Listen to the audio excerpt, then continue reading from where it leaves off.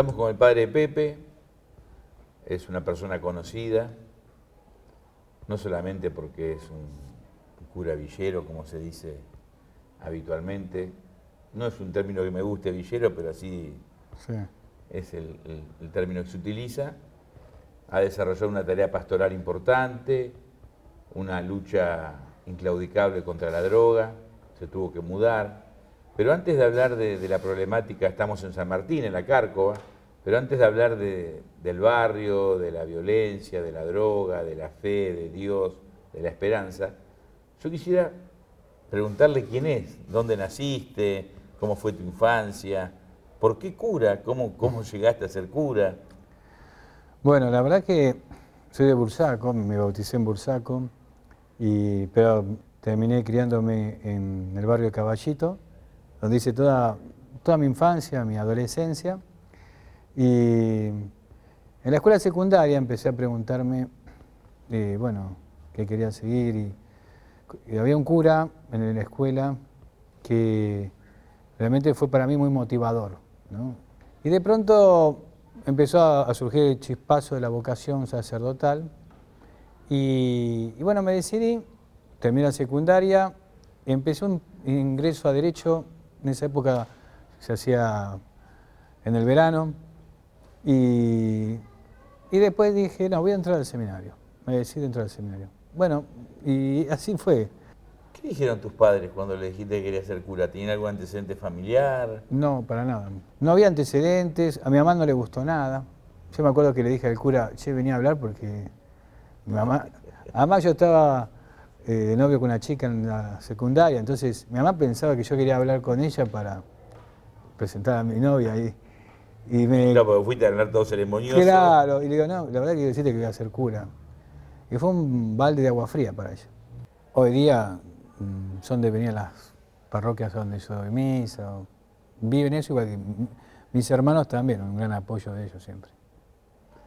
¿Y vos, en qué año fue más o menos?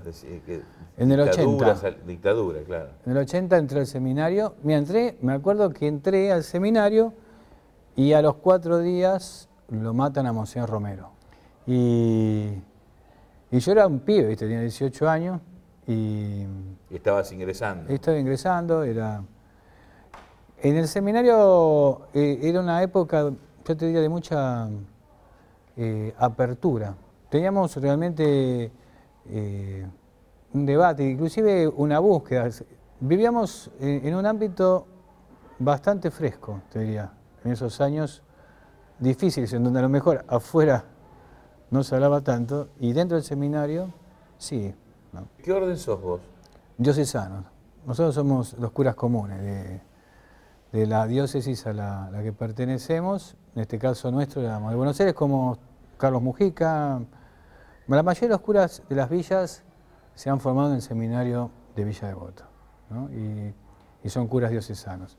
Había algunos religiosos, como los jesuitas, como Llorio, como Messengeyer, pero la mayoría, el núcleo era del clero diocesano. Mujica era una referencia para ustedes. Sí, yo digo que en el seminario para mí fue realmente una luz. Yo creo que entré al seminario con muchas ganas de ayudar a los pibes, a los jóvenes. Y Carlos Mujica, además de haber sido alguien que salió del seminario nuestro, que bueno, era un faro, ¿no? que iluminaba a todos aquellos que queríamos comprometernos el día de mañana cuando saliéramos de ahí con la realidad, ¿no? Y cuando llegás ya como sacerdote, como cura, a la diócesis de Buenos Aires, ¿a dónde vas? ¿A dónde te destinan? Y estuve en las parroquias de Santa Rosa, en Congreso, en Belgrano y Pasco, Santa Lucía, en Montes de Oca y Martín García, en Barracas y más cerca de La Boca, ¿no? Después estuve en la 21, que es Barracas, más cerca de Pompeya. Pero en todas las parroquias yo creo que pude poner en práctica estas dos cosas que para mí eran lo fuerte o el carisma de mi vocación, ¿no? El trabajar por los pibes, por los jóvenes, y por otro lado, el poder trabajar por los más pobres. Lo que me hizo la villa después fue unir las dos cosas en una misma realidad, ¿no? ¿Cuándo notás vos, con un contacto directo con la comunidad, en distintas iglesias, ¿no? Distintos contextos sociales incluso, que hay un cambio? ¿Es gradual o en algún momento hubo una bisagra?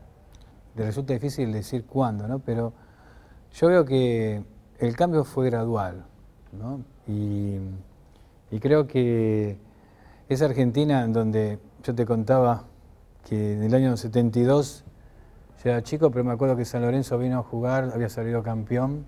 Bueno, y me acuerdo que sale San Lorenzo, da la vuelta olímpica en la cancha Huracán y todo el estadio aplaudiendo al campeón, ¿no? El rival, pero campeón.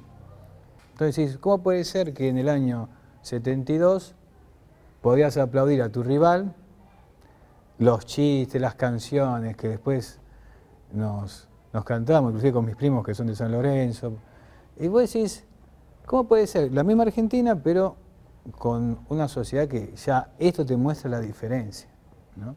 Para mí fue gradual el deterioro y creo que estamos ante un desafío de cómo, no sé si volver atrás, volver a tener ese nivel de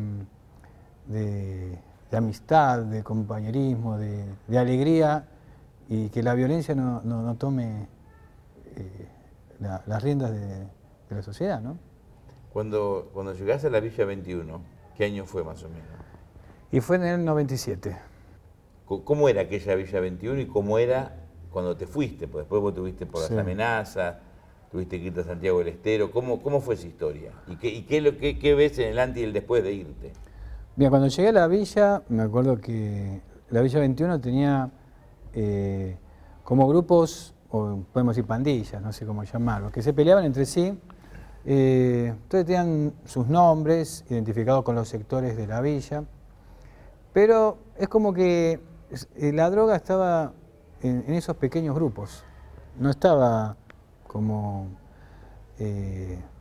hecha una especie de epidemia, ¿no? Que se desató después. Entonces ahí también se pudo ver un deterioro, ahí fue un salto bastante grande, ¿no? En este proceso que se dio gradualmente, pero hubo un salto así que expandió rápidamente del Paco, que cambió un poco la realidad del barrio. Ahí surge nuestro proyecto El Hogar de Cristo y bueno, un camino de recuperación para los pibes adictos, en el caso nuestro de las villas de Capital al Paco, ¿no? Vos dijiste en un momento el Estado ausente. Sí, totalmente. Yo digo que, y además, antes de la crisis, porque el 2001 para mí es una fecha, pero la crisis venía de 20 años atrás, ¿no? Yo a veces digo que de la crisis del 2001 todavía no salimos, porque tuvo efectos muy grandes, fue un golpe enorme a la sociedad argentina en general. Y capaz parte de lo que estamos hablando tiene que ver con eso, ¿no? Con eso de recuperar ese modo de vivir que teníamos en la Argentina y que le corresponde al Estado, pero le corresponde también a la sociedad civil, ¿no? O sea, este rol que muchas veces solamente se lo tiramos al Estado, que sí, evidentemente es el protagonista principal, pero que también tiene la iglesia, que también tiene los empresarios, que también tiene que tener los clubes y bueno, toda la sociedad en general. Entonces, el Estado, te diría, una ambulancia que no entraba, una policía que entraba solamente para recoger difuntos. Entonces, un abandono absoluto. Digo, del 97, que supongo que antes también, pero digo, del 97 hasta el 2003, las presencias eran muy tenues, ¿no? Entonces, la ausencia prolongada del Estado ocasiona graves problemas. Y eso fue en las villas. Yo recuerdo antes comentar, había reunión de curas de Canato, de Canato sería la zona, las 10 parroquias próximas, seríamos La Boca, Barracas y Constitución. Y Yo digo, sí, esta semana mataron a 4 personas en la Villa 21. ¿En serio? Y claro, y el cura que estaba al lado, en la parroquia al lado, ni se enteraba. Era como que dentro de la villa se podía hacer cualquier cosa. Y nadie se enteraba de nada. Nadie se enteraba de nada. Entonces, la gente ha crecido y ha vivido y aprendió a que tiene que solucionar sus propios problemas.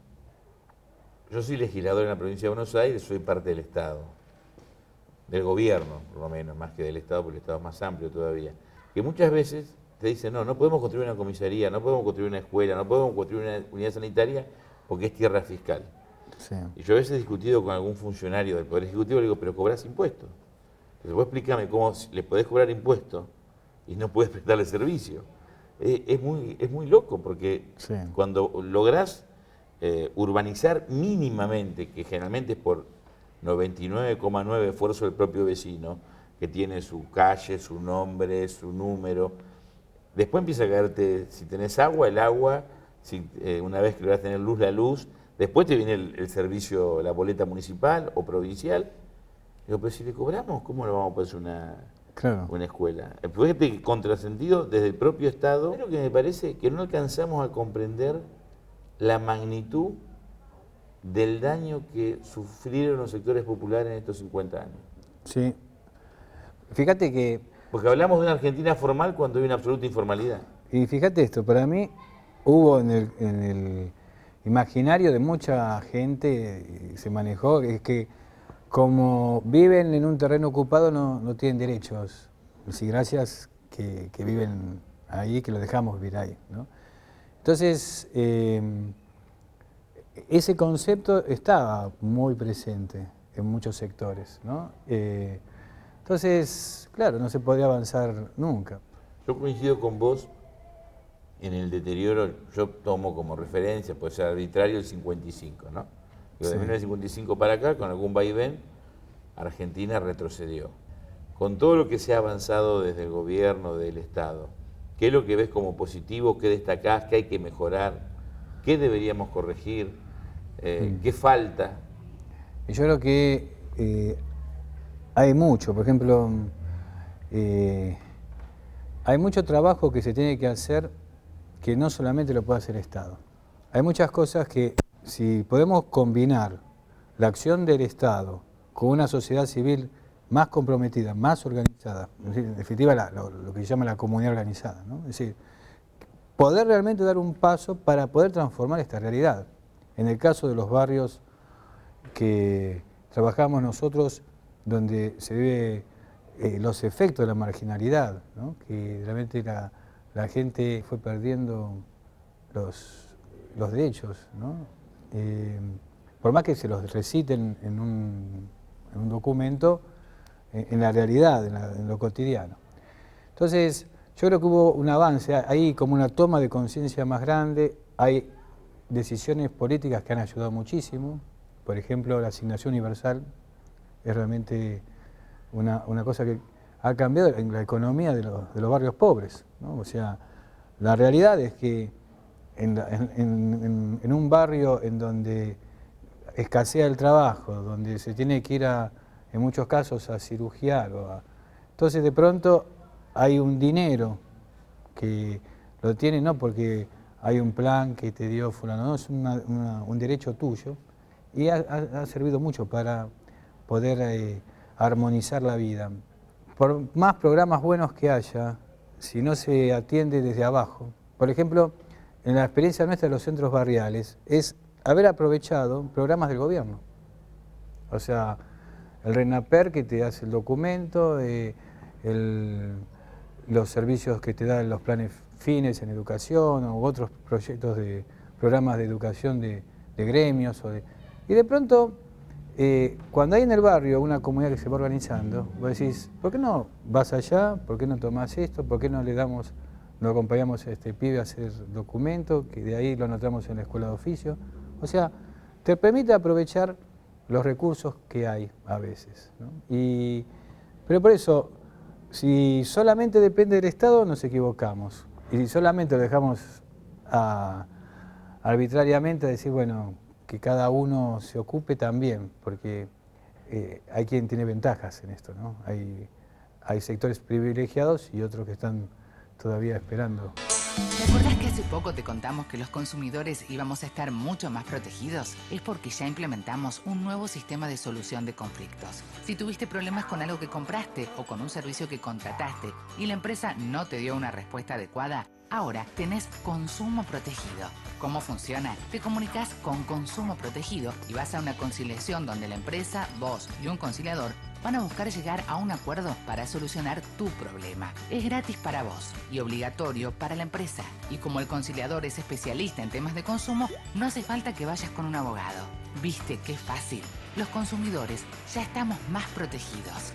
Más información al 0800-666-1518 o www.consumoprotegido.gov.ar. Consumo Protegido, siempre de tu lado.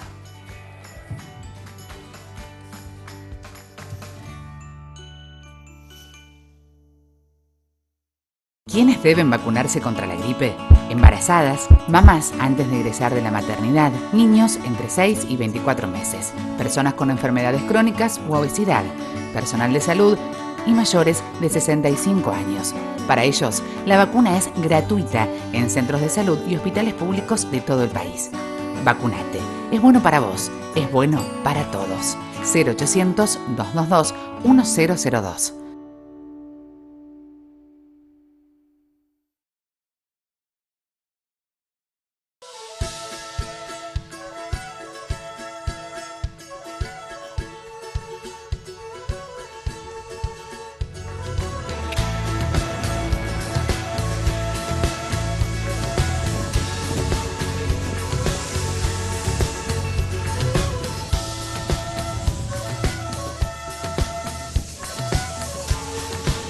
Argentina es tu mundo. Date una vuelta.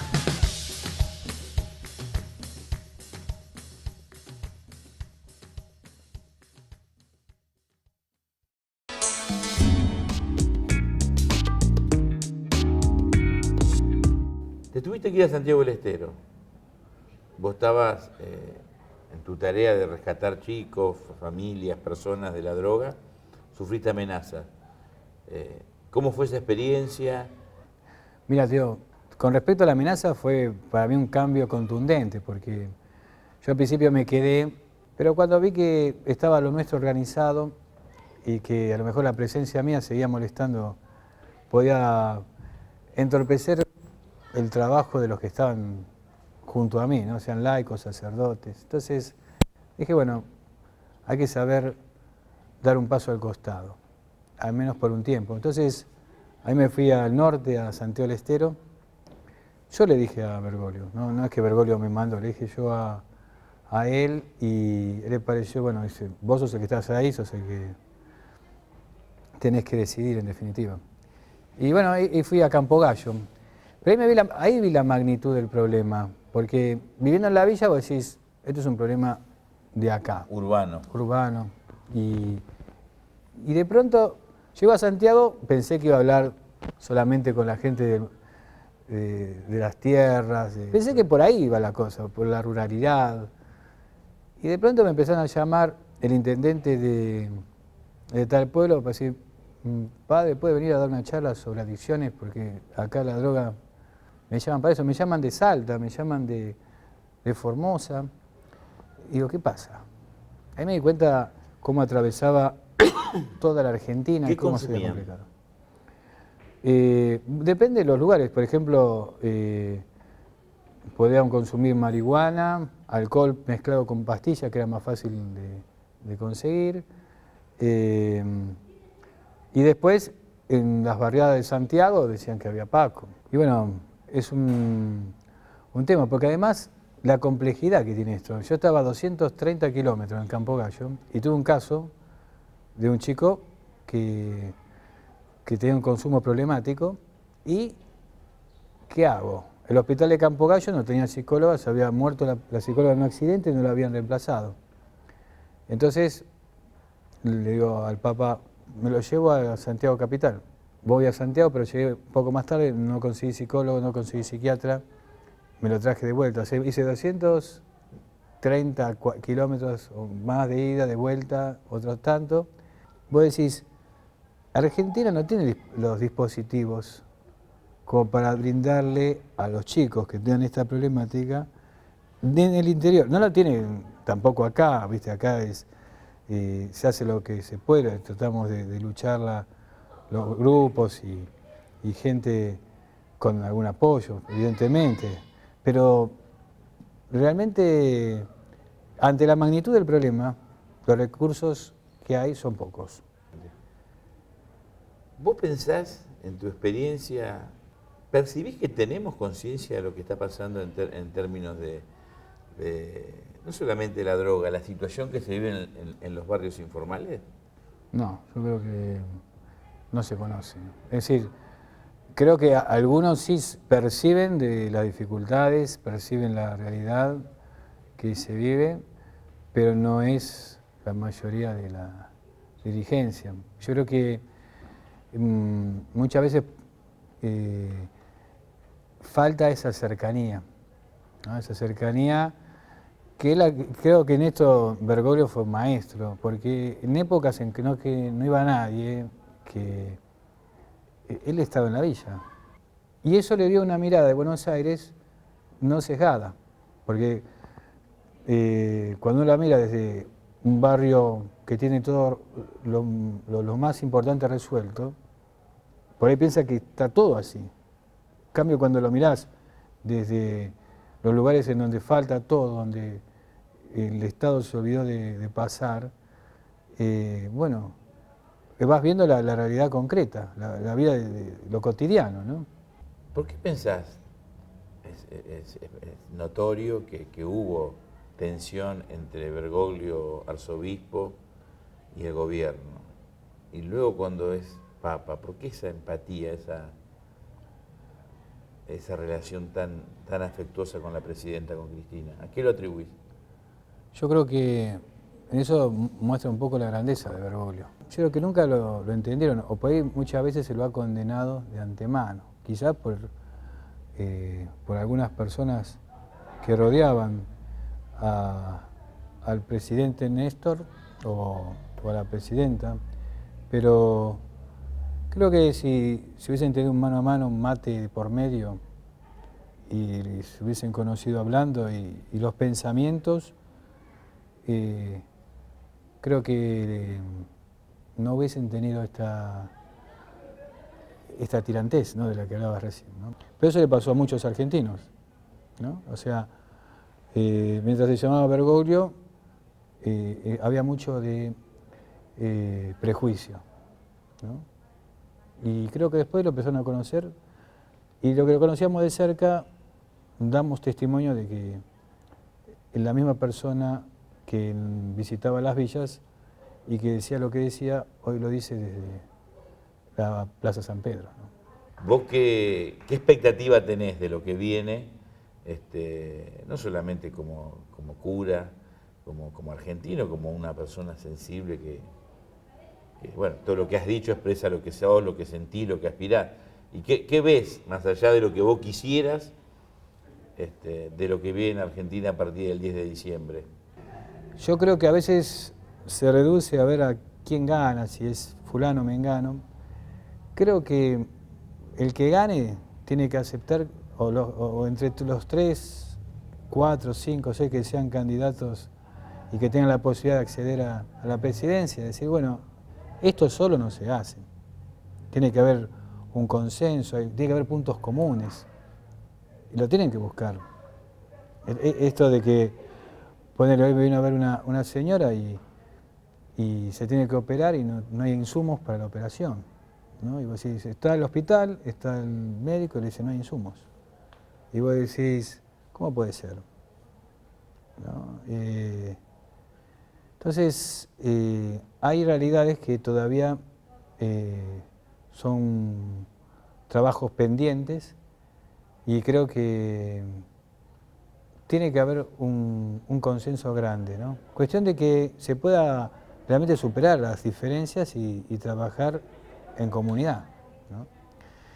Pero no va solamente por lo político, ¿no?, sino también esto de reforzar la sociedad civil. más allá de que si este piensa de una forma o de la otra. O sea, tenemos que buscar consenso para los temas importantes y gane quien gane, tratar de seguir eso, ¿no? Y también aquellas cosas que son buenas, seguir haciéndolas, ¿no? Como aquellas que son cuentas pendientes, empezar a saldarlas de una vez por todas. Te agradezco. La Muchas verdad gracias. que coincido en casi todo, salvo que vos sos de Huracán, yo de San Lorenzo, pero es un tema menor. Muchas gracias. Y otro día, no sé si ahora, el año que viene, me gustaría hacer otro programa, pero caminando por la Cárcova con vos y que me contés y que charlemos con los vecinos. ¿Qué te parece? Me parece bárbaro y bueno, si Dios quiere vamos a tener ya la escuela de oficio. La escuela de oficio de acá se llama Monseñor Romero, sin saber que iba a ser beato, y la están construyendo gracias al Ministerio de Educación de la Nación, y ahora con la provincia, si Dios quiere, vamos a hacer el convenio. Así que bueno, esperemos que el próximo programa podamos hacerlo también viendo a los pibes de la Cárcova aprendiendo sus oficios para tener una vida digna, una salida laboral diferente. Vamos a tratar de poner los rubros de gastronomía, de metalúrgico, de construcción. Y bueno, que los pibes tengan esa posibilidad cerca de su casa va a ser, me parece, algo lindo. Así que cuando lo inauguramos, te esperamos. Dale. Te felicito y gracias. Gracias a vos. Si la historia la escriben los que ganan, eso quiere decir que hay otra historia, la verdadera historia.